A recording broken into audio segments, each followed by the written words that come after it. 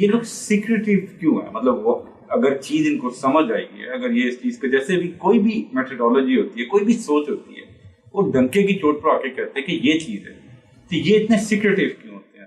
لوگوں نے یہ اصل میں اس کا مزہ چکھا نہیں ہے، آپ کیا جانتے ہیں؟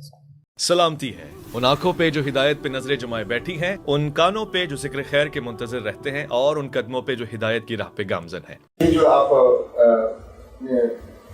تفصیل سے ذکر کیا ہے کہ جو صوفیاء میں جو نظریات پائے جاتے ہیں، متوازی دین کو جو آپ نے تعبیر فرمایا، تو اب میری سمجھ میں یہ نہیں آ رہا کہ یہ لوگ جھوٹ بولتے تھے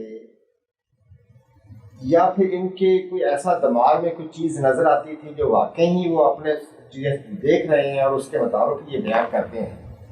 اور اگر یہ بات جیسے کہ ہم لوگ جانتے ہیں بڑے بڑے اہل علم کو، بڑے بزرگوں کو جو جن کو ہم ملے بھی ہیں کہ ان سے جھوٹ بولنا ممکن نہیں ہے، تو ایسے لگتا ہے کہ کوئی چیز نظر آتی ہے تو اگر یہی کانسیپٹ مان لیا جائے تو پھر کوئی کہنے والا یہ کہہ سکتا ہے کہ اللہ کے رسول کو بھی ایسا ہی کوئی چیز نظر آتی ہوگی، اور وہ غار میں جا کے وہ جو انہوں نے چلا ولہ کاٹا تھا، تو پھر یہ تو سارا کام ہی مشکوک ہو گیا۔ تو خیر پہلے پیغمبر کے معاملے کو سمجھ لینا چاہیے۔ اس میں تو اللہ تعالیٰ نے جس طرح کا مشاہدہ ان کو کرایا جاتا ہے، جس طریقے سے حقائق ان کے سامنے آتے ہیں، اس کو بیان کیا ہے۔ میں نے توجہ دلائی ہے کہ پہلی اور دوسری وحی کی تفصیل قرآن مجید نے سورہ نجم میں کی ہے، اور یہ بتایا ہے کہ وہ کس اذعان کے ساتھ یہ گواہی دیتے ہیں۔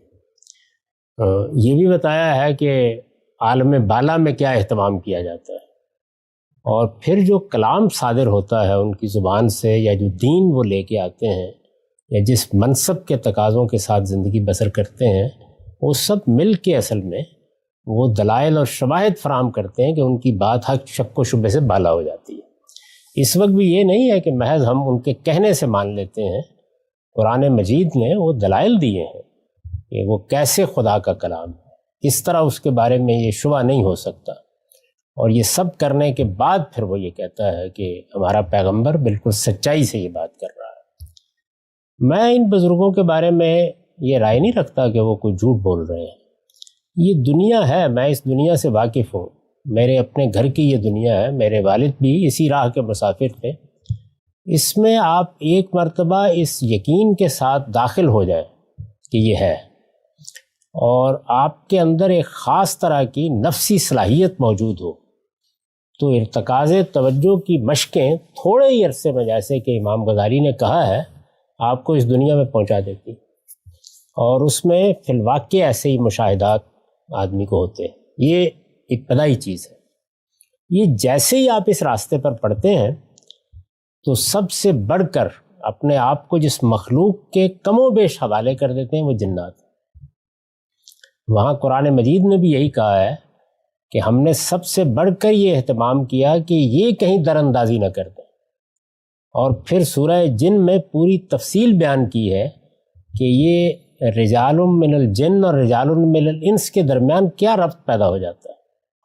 وہ ہو جاتا ہے، اور آدمی کو اس کا احساس نہیں ہوتا۔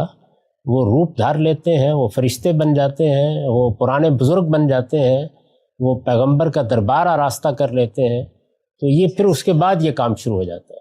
اس سے یقین و ایذان بڑھتا چلا جاتا ہے، چونکہ آدمی کو اس کا ایک حاصل ملتا ہے اس کی دینی زندگی میں۔ وہ بالکل وہی ہوتا ہے کہ جیسے آپ نے دیکھا ہوگا، یہ ایک بری مثال ہے لیکن بات سمجھانے کے لیے ہے، کہ کسی شخص کو اگر آپ شراب کے نشے میں لے جائیں تو وہ بہت سے غموم ہموم سے بالا تر ہو جاتا ہے۔ تو اس میں بھی بالکل ایسی ہی کیفیت ہوتی ہے۔ اس سے آپ کی نماز میں، آپ کے تعلق باللہ میں، آپ کے دنیا کے ساتھ ایک زاہدانہ رویے میں غیر معمولی استحکام آ جاتا ہے۔ تو یہ چیزیں مل کر اس اذعان کو آخری درجے میں بڑھا دیتی ہیں۔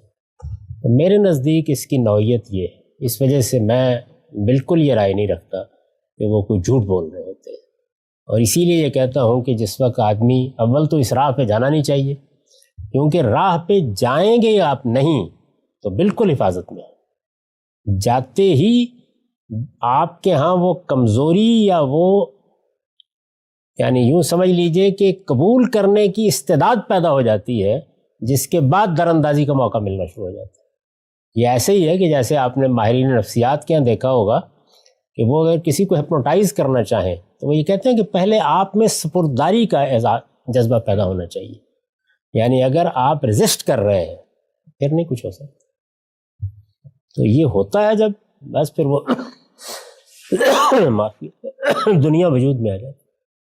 اسی سے ایک متعلقہ چھوٹا سا سوال ہے کہ اگر ہم یہ مان جائیں کہ بھئی جیسے ہی لوگ اس راہ پہ نکلتے ہیں تو وہ کم و بیش اپنے آپ کو شیطانوں کے جنوں کے حوالے کر دیتے ہیں، تو وہ جو فیوچر میں بتائی گئی خبریں ہیں بعض اوقات مینو ان سچ نکلتی ہیں، اور ایسے بے شمار لوگ ہیں، ایمسٹرڈام بھی ہیں اور ہمارے بھی ولی کر کے ایک اور تھے، تو ایسی انہوں نے باتیں لوگ کیسے نکال لیتے ہیں کہ جو ایگزیکٹلی سچ ہوتی ہیں، اور پھر جو ہے جب آدمی ان کے مجلس میں بیٹھتا ہے تو they can also feel difference in their life. وہ ارتکاز توجہ کا جو عمل ہے وہ بہت سی صلاحیتیں پیدا کر دیتا ہے۔ پھر یہ کہ ان میں سے زیادہ تر لوگ پیدائشی طور پر وہ صلاحیتیں لے کے آتے ہیں۔ جیسے آپ یہ دیکھتے ہیں نا کہ ایک آدمی میں پیدائشی علم کی صلاحیت ہے، سائنسی علوم میں کمال پیدا کرنے کی صلاحیت ہے۔ بعض لوگ میں نے دیکھا ہے کہ بچپن ہی میں ایسے ریاضی کے ماہر ہوتے ہیں، ہم جیسے لوگ تو بعض اوقات 2 اور 2 4 کو بھی جمع کرنے کی۔ مجھے یاد ہے کہ مجھے والدہ کہتی تھی کہ میں نے کپڑا لیا ہے، مطلب 1.5 آنے کا یہ ہے، 1.25 آنے کا وہ ہے، 2.25 کا ذرا قیمت نکال دو۔ میں بالکل ہی فارغ ہو جاتا تھا، کہتی کیا پڑھا ہے تم نے اور کیا سیکھا ہے۔ تو یہ اپنے اپنے اذواق بھی ہوتے ہیں، تو اس میں یہ نفسی صلاحیتیں موجود ہوتی ہیں۔ بہت سی آپ دیکھیں، آپ گینس بک آف ریکارڈ میں چینی بچیاں ہیں اور بہت سے لوگ ہیں، تبت کے بعد لوگ ہیں جن کے ہاں یہ فطری صلاحیت موجود ہے۔ دیوار کے پار دیکھ لینا ہے، آوازیں سن لینا ہے، مستقبل کی چیزوں کا معلوم ہو جانا ہے۔ پھر جب آپ ان علوم میں جاتے ہیں تو یہ صلاحیتیں اور بڑھ جاتی ہیں، پالش ہو جاتی ہیں، اور اس کے بعد آپ بہت سے، میں نے طرز کیا ہے کہ کرامتیں دکھا سکتے ہیں، معجزات دکھا سکتے ہیں، لے جاتے ہیں۔ قرآن مجید نے اس کی خبر دے دی ہم کو کہ الذی عندہ علم من الکتاب، وہ ملکہ بلقیس کا تخت اٹھا کے لے آیا۔ تو اب ملکہ بلقیس کا تخت اٹھا کے لے آنا تو جو کمال ہے اس کا تو ابھی ظہور نہیں ہوا ہے ان حضرات سے، وہاں تک نوبت پہنچ سکتی۔ تو یہ دنیا ایسی ہے، اور میرے نزدیک اس کے اندر جیسی کشش ہے، جس طرح کے اس کے مقدمات ہیں، جتنے غیر معمولی ذہین لوگ اس میں ہیں، اور وہ جس طرح سے اپنے اس مقدمے کو بیان کرتے ہیں، یہ صرف اللہ کی کتاب ہے جو آپ کو وہاں سے نکال سکتی ہے، اور کوئی دنیا کی چیز نہیں۔ رام صاحب، اگر میں دیکھتا ہوں، قرآن کو پڑھتا ہوں، سنت کو دیکھتا ہوں، تو ایک جو بتایا جاتا ہے جو ہے، اور دوسری طرف جیسے آپ نے کہا کہ شاہ اسماعیل شہید کی انہوں نے کہ یہ ولی ہوتے ہیں، یہ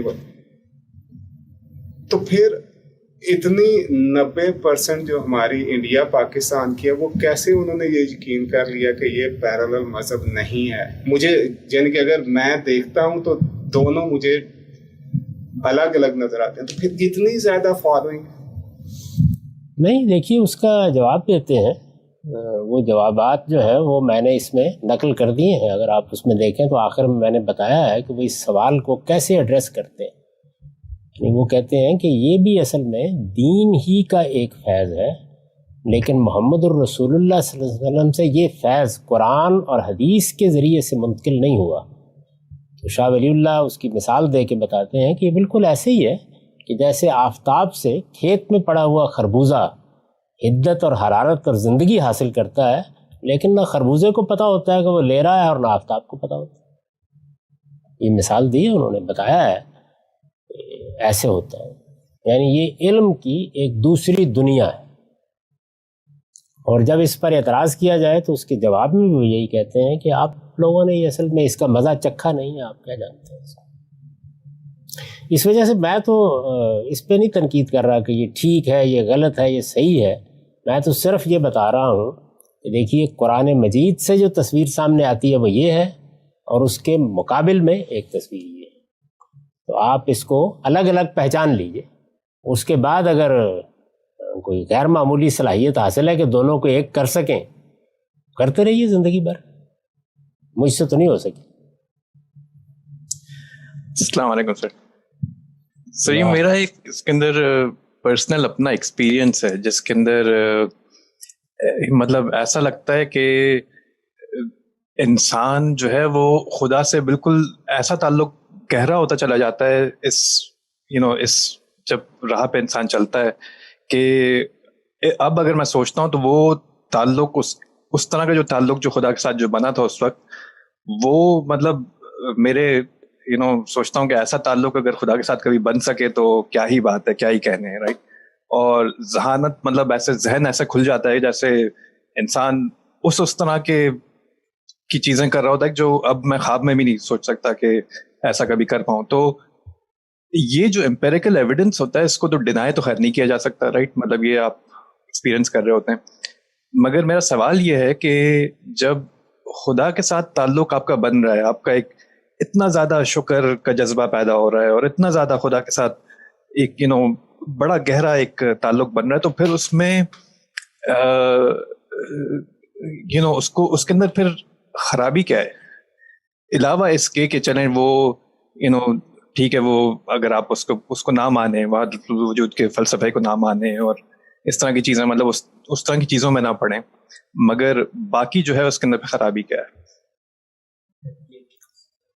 تو کوئی سلسلہ آپ قائم کیجئے ایسا کہ جس میں وہ باقی چیزیں نہ دہرائیں اور صرف اتنا ہی رہ جائے. پھر اگر اس میں کامیابی ہو جائے تو ہم فقیروں کو بھی خبر دیجیے. اچھا ٹھیک ہے. یعنی یہ کیا وجہ ہے کہ وہ باقی چیزوں کے بغیر یہ ملتا ہی نہیں ہے نا. ایک قابل غور بات, تو یہ پورا پیکج ہے. تو اگر آپ اس کو ایجاد کر سکیں تو یہ بڑی خبر ہوگی دنیا کے لیے. یہ خود یہ حضرات بھی اس کی صحیح کرتے ہیں, عام لوگوں کے سامنے وہ اس کے اسی پہلو کو زیادہ نمایاں کرتے ہیں. لیکن اللہ تعالیٰ کے ساتھ ہمارے تعلق کے بارے میں یہ سمجھ لینا چاہیے کہ اس میں ہمیشہ صحابہ کرام کو معیار بنانا چاہیے, اس لیے کہ ان کے حق میں اللہ کی سند موجود ہے, خیر امت ہے. یہ میں نے نقل کیا وہ اقتباس جس میں دیوبند کے ایک بڑے شیخ یہ بیان کرتے ہیں کہ ان کے سامنے بھی یہ سوال تھا کہ صحابہ کرام کی زندگی میں تو ہم دیکھتے ہیں کہ حضور کے ہوتے ہوئے گناہ ہو گیا, غلطی ہو گئی, کوتاہی ہو گئی, بہت سے معاملات ہیں جو سامنے آتے ہیں. تو وہ کہتے ہیں کہ ہمارے مشائخ سے تو اس کا کبھی صدور نہیں ہوتا. تو یہ چیز ظاہر ہے کہ اشکال پیدا کرتی ہے. تو اس کا دیکھیے انہوں نے جواب کیا دیا.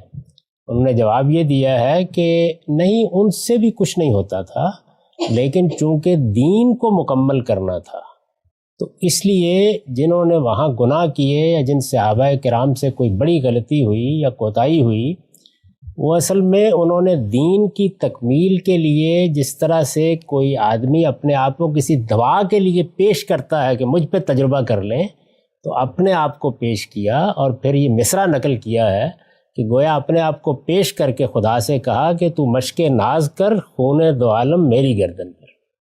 تو اس طرح ان سے گناہ بھی ہو گئے, یعنی یہ کرائے گئے گویا تاکہ دین کی تکمیل ہو جائے, ورنہ کوئی امکان نہیں. جو اللہ کے رسول صلی اللہ علیہ وسلم اور وحی کے انقطاع کے بعد جو صحابہ کرام ایسا کرتے تھے وہ اب آپ اتنے سوالات نہ کریں. اس کے بعد پھر کچھ ہیں روایات میں کچھ چیزیں مل جاتی ہیں, کوئی یا ساریت الجبل ہو گیا, وہ ہو گیا, وہ ہو گیا, پھر اس سے یہ دنیا چلتی رہتی ہے. ان روایتوں کی حیثیت کیا ہوتی ہے کیا نہیں ہوتی وہ الگ بحث ہے. وہ آپ کریں گے, تنقید کریں گے, تنقید کریں گے, کبھی متن پر کبھی سند پر, اس کو بھی وہ کوئی اچھا کام نہیں سمجھتے. ان کا خیال ہے کہ اس طرح سے ایک بڑی چیز سے محروم کیا جا رہا ہے لوگوں کو. میرے نزدیک یہ ٹھیک ہے بالکل کہ ارتکاز توجہ کی جو مشقیں ہیں آدمی اگر وہ کرے اور شیخ کے ساتھ ایک خاص طرح کا تعلق پیدا کر لے تو جس کیفیت کو ہمارے بھائی نے بیان کیا وہ ہو جاتی ہے. ایسا ہی ہے بالکل. یہ آپ کو معلوم ہوگا وہ ڈاکٹر جواد ہاشمی ایک کورس کروا رہے ہیں, اس میں انہوں نے یہ صوفی سوچ کو بلکہ صوفیاء کو دو کیٹیگریز میں تقسیم کیا ہے. ایک کو وہ سوبر صوفی کہتے ہیں, ایک کو وہ ہائے صوفی کہتے ہیں.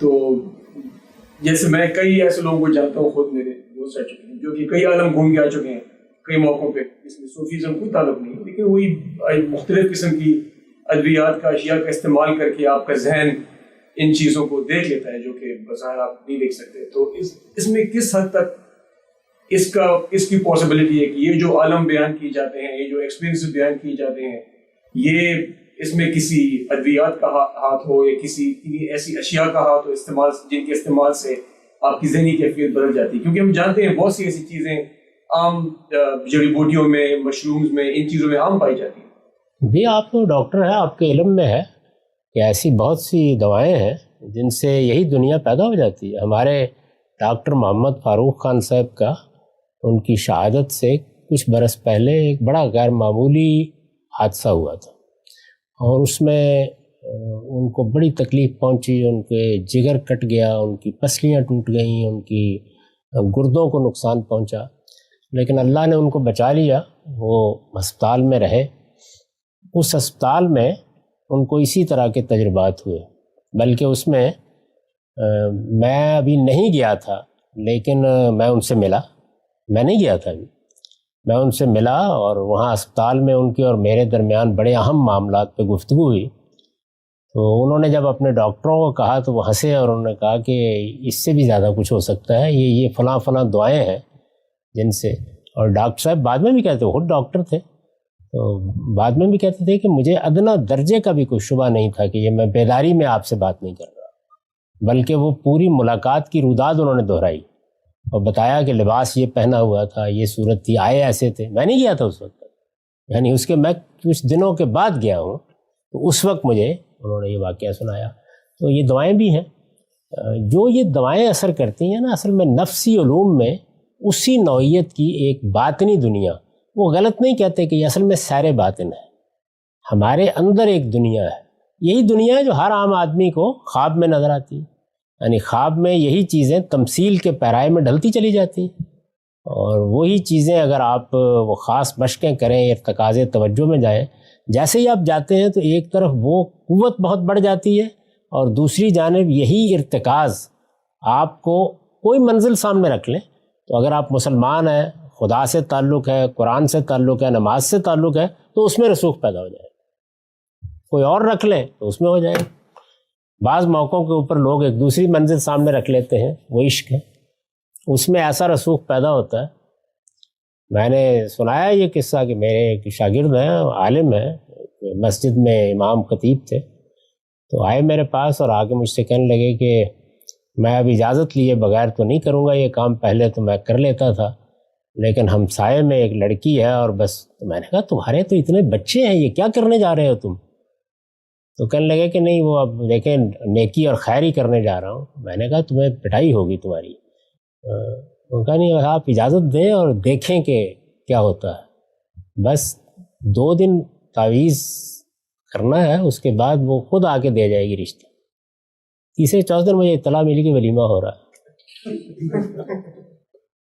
جاوید صاحب، یہ جو ہم بات کرتے ہیں ان کے وداؤٹ ڈیو ریسپیکٹ ٹو یہ جو اسکول آف تھاٹ ہے، آپ اس چیز کو کس طرح دیکھتے ہیں کہ یہ لوگ سیکریٹیو کیوں ہیں؟ مطلب وہ اگر چیز ان کو سمجھ آئی ہے، اگر یہ اس چیز کو جیسے بھی کوئی بھی میتھڈالوجی ہوتی ہے، کوئی بھی سوچ ہوتی ہے، وہ ڈنکے کی چوٹ پر آ کے کہتے ہیں کہ یہ چیز ہے، تو یہ اتنے سیکریٹیو کیوں ہوتے ہیں؟ ایسے ہی کہتے ہیں. یہ میں آپ کو جو بتا رہا ہوں یہ سب کچھ اکابر کتابوں میں موجود ہے.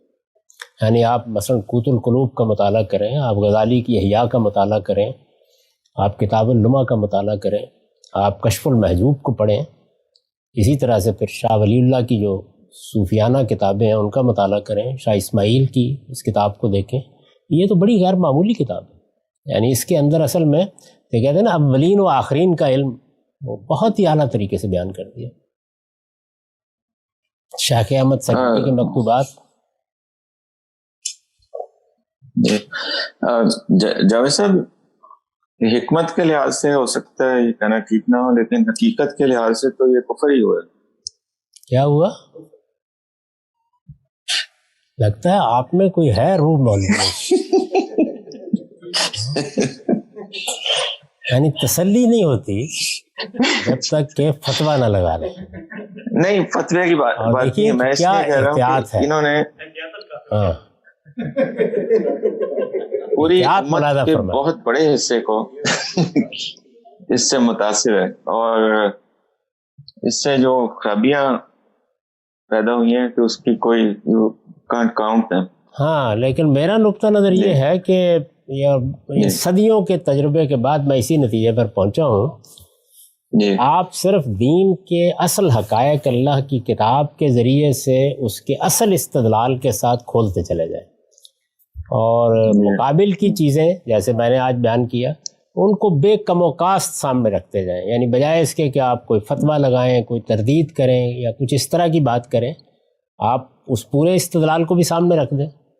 یہ کام جو ہے یہ اگر آپ کریں گے تو اس میں خود بخود لوگوں کے ذہن کھلیں گے، لیکن جس وقت کچھ مناظرانہ اور کچھ فتوے بازی کا انداز اختیار کر لیا جاتا ہے تو اس سے چیزیں صحیح نہیں ہوتی، اور نہیں، یہ بات صحیح ہے، بالکل صحیح۔ اس لیے دیکھ لیے میں اس پورے مضمون میں کوئی تبصرہ نہیں کیا، ایک برسوں سے چھپا ہوا ہے، کبھی کوئی آدمی نہیں کہہ سکا کہ اس میں نے کسی فرد پر یا کسی چیز کے اوپر کوئی حکم لگا دیا، بس بیان کر دیے یہ دین ہے۔ اب بھی میں یہی بات کر رہا ہوں کہ یہ قرآن ہے، یہ قرآن مجید میں پیغمبری کا منصب ہے، یہ رسالت مآب صلی اللہ علیہ وسلم کے ارشادات ہیں، اور یہ وہ مناسب مقامات ہیں جو قرآن بیان کرتا ہے، یہ وہاں کی تصویر ہے، یہ یہاں کی تصویر، آپ خود فیصلہ کر۔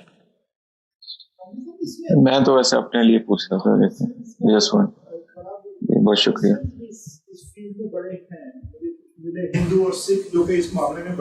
اس کا اس سے کوئی تعلق نہیں ہے مسلمان یا غیر مسلم سے، یہ تو ایک عالمگیر مذہب ہے، عالمگیر مذہب۔ یہ آپ کو وہ بھی بڑے اپنے اللہ کو پہنچے ہوئے ہیں، اور وہ بھی ریلیجن میں اس میں کوئی ریلیشن نہیں ہے اس روحانیت کے، اس مذہب سے اس کا کوئی تعلق بھی نہیں، کسی بھی ریلیجن سے۔ یہ ایک آن لائن سوال موصول ہوا ہے، یعنی مذہبی لوگ نہ ہوں تب بھی اس راستے پر بڑھ جاتے ہیں، لیکن اس میں ایک نقصان ہوتا ہے، وہ یہ ہے کہ جس وقت قوتیں اور طاقتیں حاصل ہو جاتی ہیں تو پھر ظاہر بات ہے کہ جو انسان کے اندر ایک اور دنیا بھی تو ہے نا خواہشات کی، وہ اس کے اسیر ہو جاتے ہیں۔ مذہب کا یہ فائدہ ہوتا ہے کہ اس میں انسان ان راستوں پر نہیں جاتا۔ یہ سوال ہے کہ دیکھنے والوں کو یہ نقصان ہوتا ہے کہ چونکہ وہ نہیں جاتا بلکہ اور زیادہ عبادت میں، ریاضت میں پختہ ہوتا ہے، تو اس سے تصویب ہونا شروع ہو جاتی ہے کہ وہ سب بھی درست ہے۔ یہ ہے ایک نازک چیز اس میں، یعنی وہ طریقہ اختیار کریں تو وہاں شیطنت آ جاتی ہے، یہ اختیار کریں تو اس کا یہ نتیجہ نکلتا ہے۔ جی، اسی بات سے متعلق سوال پوچھا ایک صاحب نے کہ شیخ عبد القادر جیلانی کی ایک عبارت انہوں نے لکھی ہے، کل حقیقت لا تشهد لها الشریعہ وهو زندقہ، ہر وہ حقیقت جس کا دعویٰ ثبوت شریعت میں نہ ہو وہ زندقیت یا بے دینی ہے۔ تو یہ پوچھتے ہیں کہ انہی حضرات کی کتابوں میں اس طرح کی عبارتیں مل جاتی ہیں، تو اس کی روشنی میں جو باتیں آپ نے بتائی ہیں ان کی توجیہ کیوں نہ کی جائے، جب وہ یہ مان رہے ہیں کہ شریعت ہی اصل ہے اور باقی سب کچھ اس کتاب ہے۔ آپ فتوحات مکیہ کو پڑھیں، اس میں بھی وہ یہی بات بیان کرتے ہیں، بلکہ فتوحات مکیہ میں جو عقائد بیان کیے ہیں شیخ اکبر نے اپنے، ان پر تو نثار جائیے، تو یہ ساری چیزیں بالکل ٹھیک ہیں۔ تو اب ان کو کہیں کہ یہ ذمہ داری سنبھالیں اور یہ جو کچھ بیان فرمایا جا رہا ہے اس کی توجیہ کر دیں اس کی روشنی میں۔ یہ اصل میں دنیایں دو الگ الگ ہیں۔ السلام علیکم۔ آپ دیکھیے نا کہ اب مثلا میں آپ کہتے ہیں نا شریعت کے خلاف نہیں، یہ کہہ رہے ہیں نا، میں تو یہ کہہ رہا ہوں کہ رسول اللہ نے یہ فرمایا ہے، تو اب آپ اصل میں کیا کر رہے ہیں، اس پوری تاریخ میں دیکھ لیں، آپ ان چیزوں کی توضیح نہیں کر رہے یا ان سے دستبردار نہیں ہو رہے، آپ لم یبقى من النبوہ الا المبشرات کی توضیح کر رہے ہیں۔ الٹ ہے صورتحال، اس کو ماننے کے لیے تیار نہیں۔ تو اگر یہ کوئی ایسا راستہ تلاش کر لیں تو مجھے کسی سے دشمنی ہے نہیں، بالکل۔ السلام علیکم غامدی صاحب، یہ کرامات کے سلسلے میں ایک سوال ہے، جیسے ابھی آپ عرض کر رہے تھے کہ کرامات وغیرہ کا جو یہ حصول ہے اس کا تعلق کوئی اسلام سے نہیں بلکہ بہت سے دوسرے مذاہب سے تعلق رکھنے والے لوگوں نے بھی نفسی علوم میں مہارت حاصل کر کے ایسا کام کیا ہے۔ تو آج کی دنیا میں یہ چیز ہمیں اتنی نظر نہیں آتی واضح طور پہ، اس کی یا تو باتیں ہم کچھ پرانی کتابوں میں ہی پڑھتے ہیں یا پھر ہمیں کہیں سنی سنائی باتوں میں یہ چیز ملتی ہے۔ تو اگر ہم قرآن پاک کا بھی بیان سامنے رکھیں جو قرآن نے ملکہ بلقیس کے تخت کے بارے میں بیان کیا ہے، تو یہ کیسے سمجھا جا سکے گا کہ آج اس کا حصول ہو سکتا ہے؟ اور اگر نہیں ہو رہا تو قرآن کا بیان تو سامنے ہے، اس کی ذرا توجہ کیجیے گا۔ اصل میں جس وقت آپ لوگ باغی ہو جاتے ہیں نا، تو آپ ان حلقوں میں جاتے نہیں، جائیں ذرا اور دیکھیں کیسے کیسے لوگ وہاں پائے جاتے ہیں۔ میں تو چونکہ رہا ہوں اس لیے میں نے تو اپنی آنکھوں سے دیکھے ہیں، میرے اپنے کچھ تجربات ہیں اور وہ بالکل ٹھیک ہے، ایسے ہی ہوا ہے۔ خود میرے اپنے ساتھ بعض بزرگوں کے تجربات ہیں جن کا انکار نہیں کیا جا سکتا۔ تو یوں نہیں ہے کہ یہ علوم باقی نہیں رہے یا ان کے ماہرین باقی نہیں رہے، ایسا نہیں ہے۔ ہم اس دنیا میں جاتے نہیں۔ میں سیکریسی کی بات کر رہا تھا، اس کے اندر جب یہ الحق والا نعرہ جو سر ربوبیت کا راز افشاں کرنے والی بات ہے، تو وہ سیکریٹیو نہیں ہوا تھا کہ تم ٹھیک تھے لیکن تم نے بات آگے کیوں کر دی، اس ریفرنس میں اگر بات کی۔ ہاں، یعنی وہ یہ کہتے ہیں کہ یہ جو علم ہے یا یہ جو دنیا ہے، اس دنیا کو عامی لوگوں کے سامنے نہیں آنا چاہیے، عامی لوگوں کے سامنے عارفوں سے بیان کی جائے گی، بیان ہو۔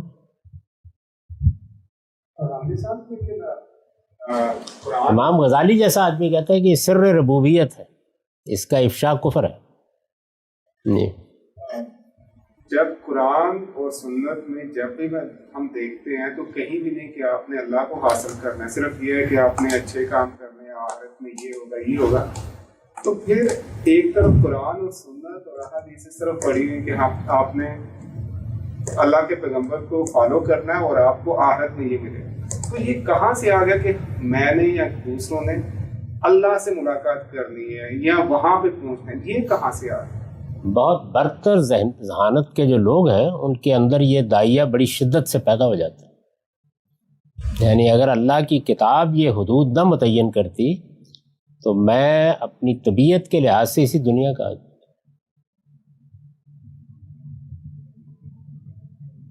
ایک خاص طرح کی ذہانتیں ہوتی ہیں جو نہیں مطمئن ہوتی اتنے پر،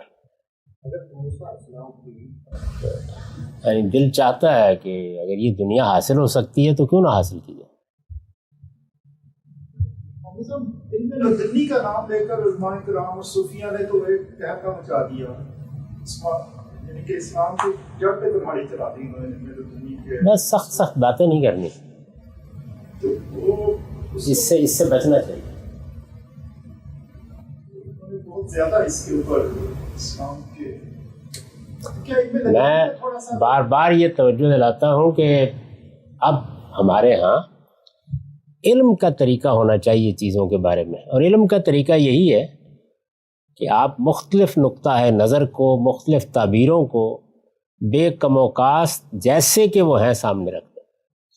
اب یہ برسوں ہو گئے اس مضمون کو چھپے ہوئے، تو بہت سے لوگ یہ تبصرے اس کے اوپر کرتے ہیں کہ دیکھیے اس میں انہوں نے چند اقتباسات بیان کر دیے ہیں، پوری بات بیان نہیں ہوئی۔ تو میں ہمیشہ یہ کہتا ہوں کہ بھئی آپ اس میں سے سب سے زیادہ کوئی نازک مقام لیں ایک، اور اس کو اصل سیاق سباق میں رکھ کے بتا دیں۔ یہ پچھلے سارے عرصے کے دوران میں یہ کام کسی نے نہیں کیا، وہ اپنی جگہ پڑا ہوا۔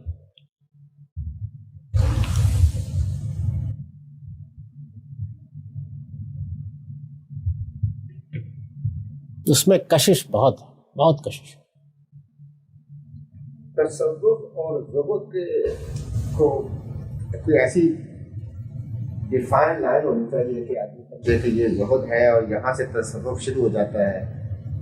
تو کیونکہ زہدی کے لفظ کو دیکھ لیں کہ یہ قرآن مجید بالکل خالی ہے، اس سے ایک ہی جگہ یہ لفظ استعمال ہوا ہے، اور وہاں پر حضرت یوسف کو بیچنے والوں کے لیے استعمال ہوا ہے۔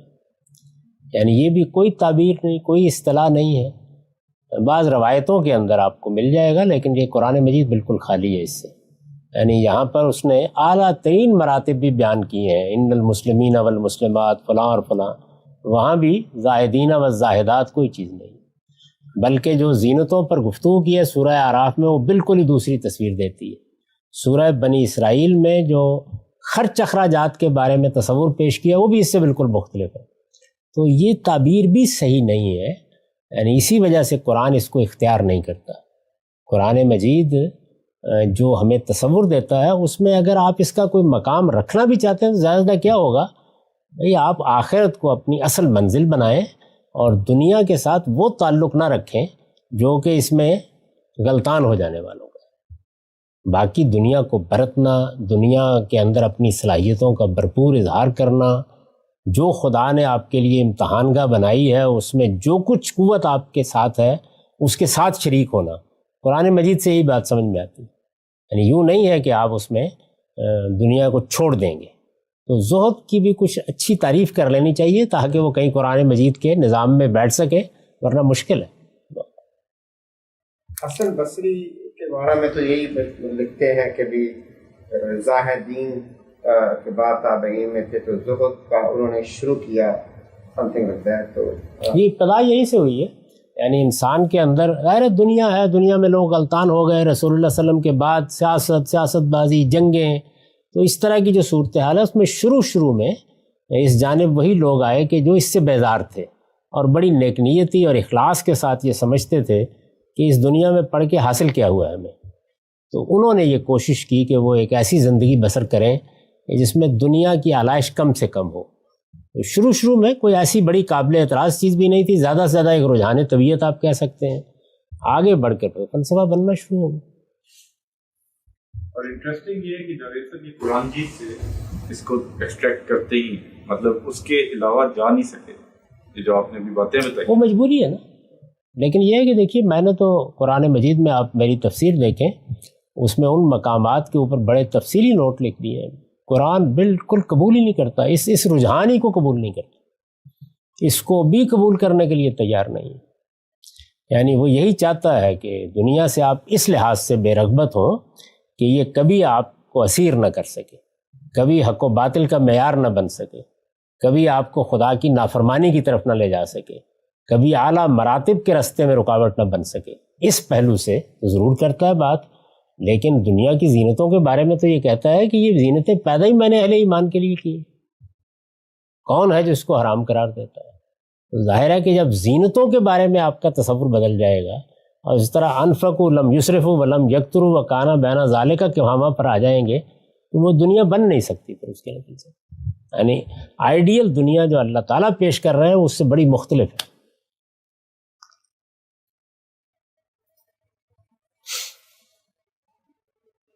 ہمارے بہت سے علماء جو ہیں وہ جن چیزوں پہ حرمت کی فکر لگاتے ہیں ان کی ایک بنیاد یہ ہوتی ہے کہ یہ چیز آپ کو خدا کی سوچ سے اور ذکر سے دور لے جاتی ہے، جیسے میوزک ہو گیا اور اس طرح سے بہت سی چیزیں ہیں۔ تو کیا یہ سوچ، یہ ذہنیت جو ہے جو کہ ہمارے انڈو پاک میں بہت شدت سے پائی جاتی ہے، بعض اور علاقوں میں آپ کو اتنی شدت سے نہیں ملتی، کیا اس کی بنیاد بھی اسی صوفیہ کی لائن سے ہے کہ وہ اپنے آپ کو بالکل دنیا سے الگ کر کے، دنیاوی چیزوں سے الگ کر کے اتنا خدا کی سوچ میں اور ذکر میں محو ہو جائیں کہ کوئی بھی ایسی چیز جو ان کو سے نکالے وہ ان کے لیے قابل قبول نہیں ہے؟ دیکھیے اصلاً یہ بات غلط نہیں ہے۔ اصلاً تو ہمیں ہر چیز کے بارے میں یہ دیکھنا چاہیے کہ یہ ہمیں اللہ کی طرف لے جا رہی ہے، دین کی طرف لے جا رہی ہے، خیر کی طرف لے جا رہی ہے، یا اس کے مقابل میں کسی دوسرے راستے کی طرف کھینچ رہی ہے۔ اس کو فتوے کا موضوع نہیں بننا چاہیے۔ جو غلطی ہے وہ یہ ہے، یعنی میں یا کوئی اور یا کوئی فقیہ یا عالم بیٹھ کے حرمت حلت کی فہرستیں اپنی طرف سے نہیں تیار کر سکتا۔ اس میں یہ بتانا چاہیے کہ تمہاری زندگی کے مقاصد یہ ہیں، اعلیٰ مقاصد کو سامنے رکھنا چاہیے۔ یعنی یہ بات کہ انسان نماز سے غافل ہو جائے، یہ بات کہ اس کی روزے کی طرف رغبت ختم ہو جائے، یہ بات کہ وہ حرام حلال کی تمیز کھو بیٹھے، تو یہ تو بڑی بدقسمتی کی بات ہے۔ لوگوں کو یہ کہنا کہ اپنے آپ کو اس صحیح راستے پر رکھنے کے لیے جو چیزیں غلط طرف لے جانے والی ہیں ان سے بچنے کی کوشش کرو، یہ آپ پر چھوڑ دینا چاہیے۔ یعنی اس کی کتنی مقدار کو آپ گوارا کریں گے، کتنی میں پڑے ہٹ جائیں گے، انسان اپنے مزاج کو، طبیعت کو دیکھ کر یہ فیصلے کرتا ہے۔ تو اگر بات یہاں تک کہی جائے تو کوئی قابل اعتراض بات نہیں ہے۔ یہ خرابی وہاں ہوتی ہے جہاں ہم اس کو یہ فتنے کا باعث بنے گا، یہ فلاں چیز کا باعث بنے گا حرام، یہ کہنے کا حق نہیں ہے جب تک اللہ اور اللہ کے رسول نے اس کو حرام قرار نہیں دیا۔ وہ تو آپ دیکھیے کہ ایک کھیل میں آپ کا اشتغال، کھیل کیا، تجارت میں اشتغال، مال کمانے میں اشتغال، وہ ان بے شمار چیزوں میں رکاوٹ بن جاتا ہے۔ کتاب پڑھتے پڑھتے کبھی کبھار نماز کا ٹائم نکل جاتا ہے۔ گفتگو میں بیٹھے ہوئے بعض لوگوں کو تجربہ پیش آیا ہوگا کہ آپ یعنی بحث ہو رہی ہے، گفتگو ہو رہی ہے، مجلس گرم ہے، تو نہیں خیال رہا کسی کو کہ نماز پڑھے۔ تو ایسی سب چیزیں جتنی ہیں ان پر توجہ دلانی چاہیے۔ بات اصل میں بالکل صحیح ہے کہ ہر وقت نگران رہنا چاہیے کہ میرا رخ کدھر ہے، اللہ کی طرف ہے، اللہ کے دین کی طرف ہے، نماز کی طرف ہے، اللہ کی یاد کی طرف ہے یا نہیں ہے۔ اب دیکھیے نا کہ خمر میسر پر تبصرہ کرتے ہوئے یہی کہا ہے کہ یہ چیزیں تمہارے اندر عداوت بھی پیدا کرتی ہیں اور تمہیں اللہ کی یاد اور نماز سے بھی غافل کر دیتی ہیں۔ تو نماز سے غفلت ایک بڑا حادثہ ہے، یا اللہ کی یاد سے غفلت، اس کی نگرانی کا احساس پیدا کرنا یہ اپنی جگہ پہ بہت صحیح بات ہے۔ سر سوال یہ تھا کہ اگر کیا یہ بات درست ہے کہ جو ہماری شاعرانہ جو دنیا ہے اس کے اندر جو عشق اور عقل کا جو تقابل کیا جاتا ہے، اس میں عشق جو ہے وہ اس کو ہم تصوف سمجھ لیں اور عقل کو جو ہے وہ دین، جو اللہ کا دین ہمیں چیز سکھا رہا ہے، جس کی طرف ہدایت کر رہا ہے، وہ سمجھ لیں۔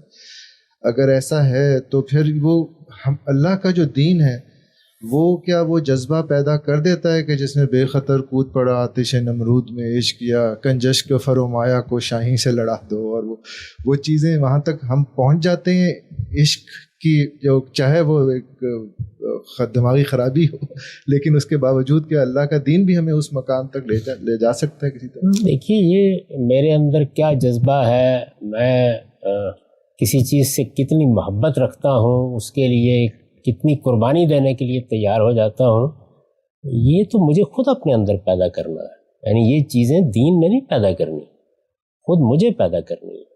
اللہ نے جو صلاحیتیں دی ہیں انسان کو، ان کو نشو و نما دینا، جو اس کے اندر داعیات پیدا کیے ہیں، محرکات پیدا کیے ہیں کسی بھی عمل کے لیے، ان کو توازن کے ساتھ آگے بڑھانا، یہ میرا آپ کا کام ہے۔ تو یہ چیز تو خواہ دین پہ آپ کام کر رہے ہوں، سیاست میں آپ سرگرم ہوں، کوئی مشن لے کے بڑے ہوں، میں تو کہتا ہوں کاروبار ہی کرنے کے لیے نکلے ہوں، ہر جگہ ضروری ہے، ہر جگہ، لیکن یہ انسان پیدا کرتا ہے، مذہب کا یہ کام نہیں ہے۔ مذہب تو آپ کو وہ نسخہ دے رہا ہے جس کو آپ نے استعمال کرنا ہے، اس میں حکمت بھی ہے، اس میں قانون بھی ہے۔ اس کو استعمال کرنے کے لیے آپ کے اندر رغبت پیدا ہو، آپ اس کو استعمال کرنے کا حق ادا کر دیں، آپ اس میں جانثارانہ شریک ہو جائیں، آپ اپنے وجود کو نظر کرنے کے لیے تیار ہو جائیں۔ یہ کام مجھے آپ کو خود کرنا ہے، یہ مذہب نے نہیں کرنا کسی چیز نے۔ یعنی اس کے لیے اگر کوئی فرض کر لیجئے کہ تربیتی کام بھی آپ کریں گے تو وہ بالکل ایسے ہی ہے جیسے ہم تعلیم دیتے ہیں یا چیزوں کو نشو و نما دینے کے لیے کام کرتے ہیں، تو اس کو مذہب سے نسبت ہی نہیں دینی چاہیے۔ مذہب کے لیے جس طرح اس کی ضرورت ہے کہ میں علمی اور عقلی رویہ اختیار کروں تاکہ سمجھوں، جس طرح یہ ضرورت ہے کہ میں عمل میں اپنے اندر وہ جذبہ پیدا کروں کہ میں اللہ کے لیے بڑی قربانی دینے کے لیے تیار ہو جاؤں۔ مذہب میں بھی تو منتہائے کمال اپنے جان و مال کو نظر کر دینے ہی کو قرار دیا گیا نا۔ ان اللہ اشتری من المؤمنین انفسهم واموالهم بان لهم الجنہ، تو منزل تو وہاں بھی وہی ہے، لیکن اس منزل کا جذبہ پیدا کرنا یہ تو میرا کام ہے، مجھے کرنا ہے۔ تو اس لیے پہلی چیز تو یہ ہے کہ اس کو مذہب یا تصوف سے متعلق ہی نہیں کیا جا سکتا۔ عشق کسی چیز کے ساتھ غیر معمولی جذباتی تعلق، اس کے داعیات فطرت میں رکھے گئے، اب مجھے ان کو نشو و نما دینی ہے، حدود کے اندر رہ کے دینی ہے، توازن کے ساتھ دینی ہے۔